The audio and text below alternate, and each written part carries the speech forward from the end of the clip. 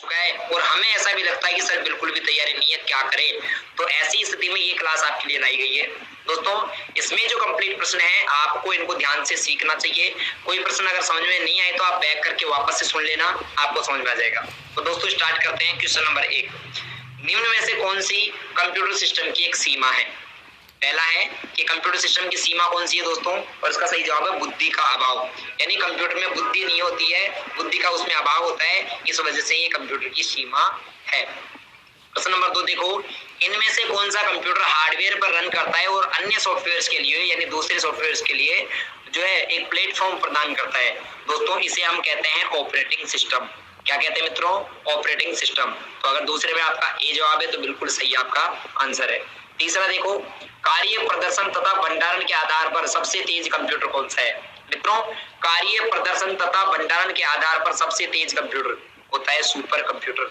ठीक है, तो अगर आपका तीसरे में बी जवाब है तो बिल्कुल ही सही आपका आंसर आ रहा है। चौथा प्रश्न बताने से पहले कहना चाहूंगा दोस्तों, यदि आप चैनल पर नए हैं तो आपको अभी चैनल को सब्सक्राइब कर लेना चाहिए। तो करना।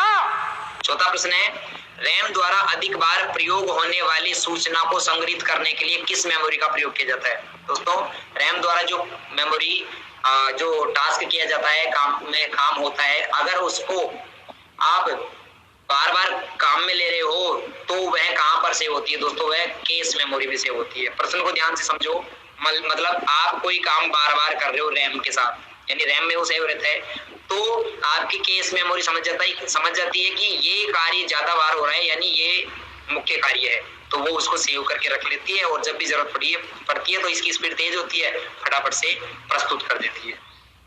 पांचवा प्रश्न देखो, कौन सा प्रिंटर अच्छी गुणवत्ता वाली वेक्टर ग्राफिक्स को छापने का कार्य करता है। दोस्तों कभी भी पूछा जाए कि अच्छी गुणवत्ता वाली वेक्टर ग्राफिक्स को कौन छापता है, याद रखना बहुत ही महत्वपूर्ण और मजेदार वीडियो है। इसको अगर देख लिए और पूरा अगर 2 बार देख लिए तो समझ जाना आपकी बहुत अच्छी तैयारी हो जाएगी। कौन सा प्रिंटर अच्छी गुणवत्ता वाली वेक्टर ग्राफिक्स को छापता है, और इसका सही जवाब है दोस्तों प्लॉटर छापता है ना, प्लॉटर इसका सही आंसर है। अच्छी गुणवत्ता वाली वेक्टर ग्राफिक्स को प्लॉटर छापता है। डेजी व्हील प्रिंटर किस प्रकार का प्रिंटर है। दोस्तों डेजी व्हील जो प्रिंटर है ये एक इम्पैक्ट प्रिंटर का उदाहरण है। किसका उदाहरण है, इम्पैक्ट। याद रखना डेजी व्हील इम्पैक्ट प्रिंटर होता है। डीपीआई का पूरा नाम होता है डॉट पर इंच। इस बार एग्जाम में जो है पूछा जा सकता है डीपीआई का पूरा नाम क्या होता है, डॉट पर इंच। ठीक है ना, यानी पर इंच में क्या, डॉट पर इंच। कंप्यूटर को ऑन करने की प्रक्रिया क्या कहलाती है। मित्रों कंप्यूटर को चालू करना, कंप्यूटर को ऑन करना बूटिंग कहलाता है। और बूटिंग के 2 प्रकार हैं, एक होता है कोल्ड बूटिंग और एक होता है वार्म बूटिंग। कोल्ड बूटिंग यानी जब कंप्यूटर बंद हो तो उसे चलाना, और जब कंप्यूटर पहले से ही चालू हो तो उसे बंद करके दोबारा चलाना, वार्म बूटिंग कहलाता है दोबारा चलाना। कोल्ड बूटिंग यानी फर्स्ट बार चलाना। 9वां प्रश्न है, निम्न में से कौन सा आउटपुट डिवाइस का उदाहरण है।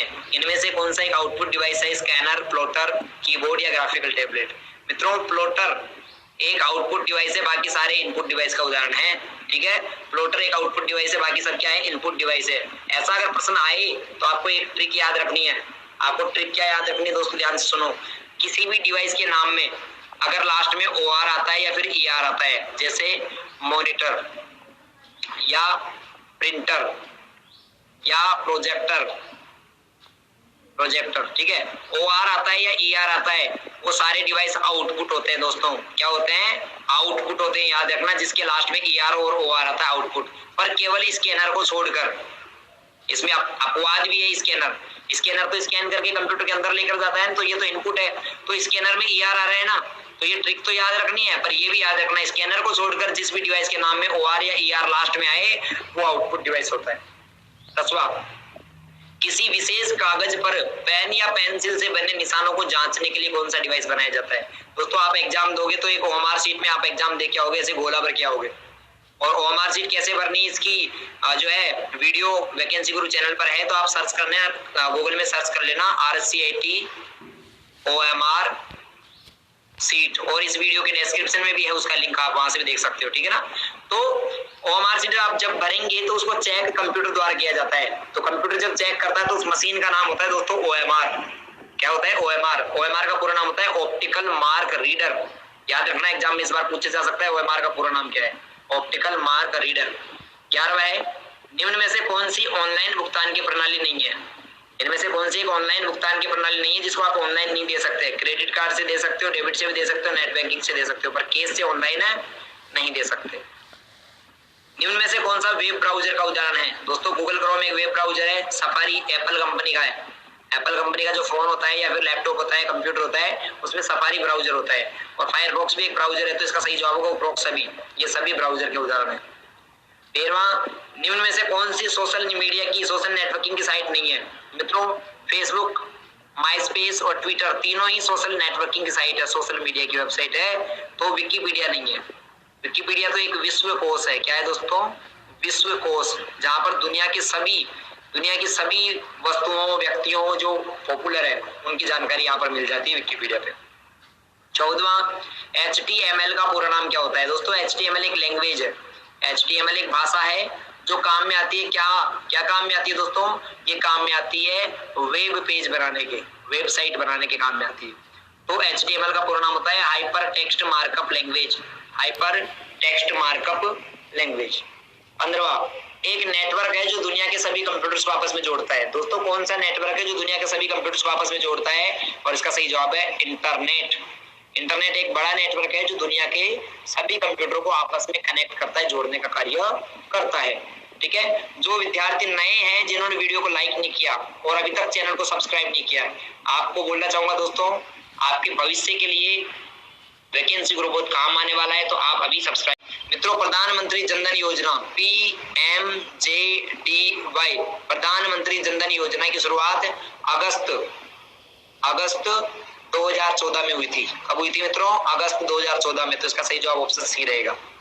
अगला देखिए 17वां, एक प्लास्टिक का कार्ड है जो ग्राहक को उधार खरीदने की सुविधा देता है। मतलब आपका पैसा चुक भी जाएगा और आपके खाते से कटेगा भी नहीं, ऐसा कौन सा कार्ड है? ठीक है दोस्तों, इसे हम क्रेडिट कार्ड कहते हैं। मतलब आप मान लो कपड़े खरीदने गए शॉपिंग के लिए, है ना, किसके साथ गए वो आप अपने हिसाब से देख लेना। तो क्रेडिट कार्ड आप लेकर गए, आपने वहां पर पैसा खरीदा और क्रेडिट कार्ड से कटवा दिया। तो क्रेडिट कार्ड से जब आप पैसा कटवाते हो तो आपके खाते से कोई पैसा नहीं कटता, क्रेडिट कार्ड से कटता है। तो फिर 1 महीने बाद उसका बिल आता है, वो आपको चुकाना पड़ता है। ठीक है, साथ के साथ नहीं कटता। तो उधार खरीदने की सुविधा देता है आपको क्रेडिट कार्ड। POS का पूरा नाम क्या है मित्रों? POS का पूरा नाम होता है point of sale, point of sale. Paytm, SBI buddy, Freecharge आदि किसके उदाहरण है? मित्रों पेटीएम, SBI बडी और फ्री चार्ज ये तीनों जो हैं किसके उदाहरण हैं? ये तीनों ही आपके मोबाइल वॉलेट के उदाहरण है। ठीक है ना। अगला, ई लर्निंग में पाठ्य सामग्री उपलब्ध होती है, यानी ई लर्निंग में हमें पाठ्य सामग्री कैसे मिलती है मित्रों? ई लर्निंग में पाठ्य सामग्री हमें वीडियो में भी मिलती है, वर्ड डॉक्यूमेंट में मिलती है, PDF में मिलती है, तो उपरोक्त सभी। और इसमें याद रखना स्लाइड शो में भी मिल सकती है, स्लाइड शो तो सभी प्रकार से मिल सकती है, उपरोक्त सभी जवाब रहेगा। अगला नेक्स्ट प्रश्न है, कुछ खरीदने और बेचने के काम में आने वाली वेबसाइट को किस कैटेगरी में रखा जाता है? मित्रों ऐसी वेबसाइट जहां पर आप कुछ खरीद और बेच सकते हो, इन वेबसाइट्स को ई कॉमर्स की वेबसाइट कहते हैं। ई कॉमर्स का मतलब क्या होता है दोस्तों? ई कॉमर्स का मतलब होता है इलेक्ट्रॉनिक कॉमर्स, यानी ऑनलाइन व्यापार, ऑनलाइन व्यापार करना ई कॉमर्स कहलाता है। ठीक है ना। 22वां, अपने दोस्तों और संबंधियों से संपर्क बनाने के काम में आने वाली वेबसाइट को किस कैटेगरी में रखा गया है? दोस्तों अपने दोस्तों और संबंधियों से संपर्क बनाने वाली जो वेबसाइट्स है वो सोशल नेटवर्किंग की वेबसाइट्स है, सोशल मीडिया की वेबसाइट है, क्योंकि यहाँ पर आप अपने दोस्तों से और अपने जो जानकार हैं, मित्र हैं, उनसे आप क्या कर सकते हो? संपर्क बना सकते हो। ठीक है, तो सोशल मीडिया। अगला, ऑनलाइन शॉपिंग किस प्रकार की सुविधा है? मित्रों ऑनलाइन शॉपिंग B2C सुविधा है। B2C यानी एक व्यापारी से, बिजनेस से कंज्यूमर यानी ग्राहक खरीद लेता है ना, उपभोक्ता खरीद लेता है, तो बिजनेस टू कंज्यूमर B2C की सुविधा है। ऑप्शन 20 का सही जवाब है। 24वां देखो, निम्न में से कौन सी ई कॉमर्स की वेबसाइट है? आप सभी जानते हो ई कॉमर्स की वेबसाइट्स है फ्लिपकार्ट, अमेजॉन, जोबोंग, है ना, और भी बहुत सारी है, मिंत्रा आदि, स्नैपडील। BSBY योजना के तहत सामान्य बीमारी होने पर जो दी जाने वाली बीमा राशि है नॉर्मल में, उसकी दोस्तों 30,000 है। कितनी है? 30,000। और अगर आपको पूछा जाए दोस्तों जी चिरंजीवी योजना, चिरंजीवी, तो चिरंजीवी में 25 लाख तक का इलाज फ्री है, 25 लाख रुपए तक। ठीक है ना। और अगर आयुष्मान भारत पूछे, आयुष्मान भारत, तो इसके अंदर 5 लाख रुपए का, 5 लाख रुपए का इलाज फ्री है। ठीक है ना। अगला,